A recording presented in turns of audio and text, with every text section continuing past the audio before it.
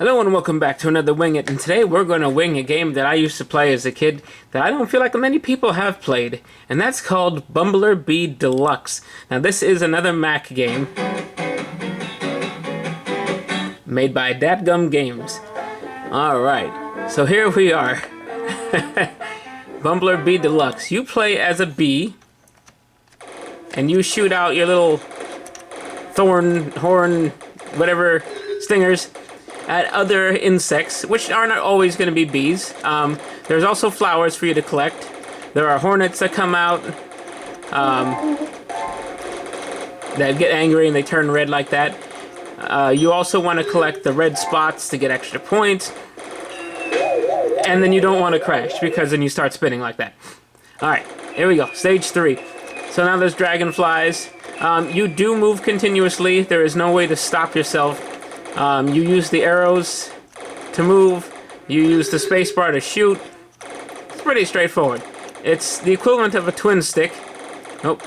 It might be better if we stop shooting and just start collecting. Yeah, it's the equivalent of a twin stick, but done with keyboard. Alright. I do believe there's a way to, like, speed boost, but I don't remember off the top of my head which button it was. Yeah, on this level with the stink bugs, it's pretty packed out. I wouldn't have tried to do any sort of, like, speed jump and then just end up crashing. There's a bunch of ladybugs now. Let's see if it... Oh, I was trying to get the red thing. We did get an extra life. It's not the easiest of... Oh. It's not the easiest of games, especially when you're trying to look over the top of a camera.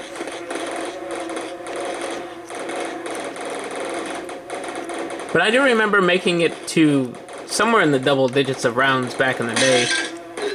Alright, we got a power up. Now we're invincible for at least a bit. Alright, here comes the ants and some hornets.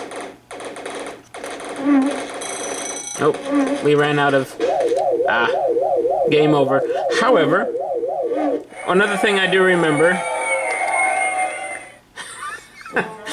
You can see all the other times that I've played this. Apparently, that was my best score. But anyway, let's see if we could skip ahead, because I do remember there was a way to start on a different level. Yes, right here. Let's move it on to level 11, so we can see what it is further on in the game. Alright, now we got some bugs that flip over, and then they turn purple if you don't get them right away. Oh.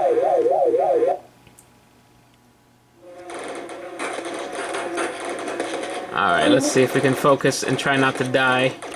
Just so we can see some further levels. If we have to, we'll jump ahead from the settings and see some of the later levels.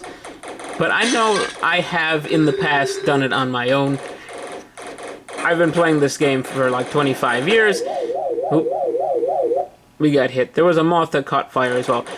But yeah, I've been playing this game for such a long time that I couldn't even tell you, when that was. It could have been 20 years ago when I was able to do all this on my own without skipping levels.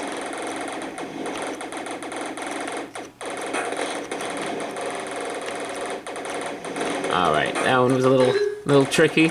We're on to Swarm 14. Oh good, this is another one of those. Let's get some stuff. There's the speed boost. It's the control key. Oh, there was only one thing on the whole screen and we hit it. Of course we did. Of course we did.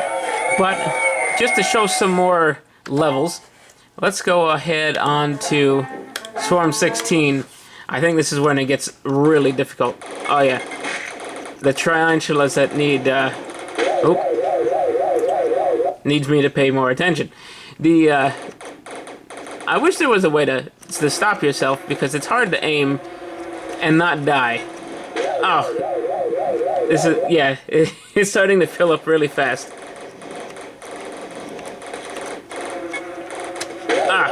Yeah, okay.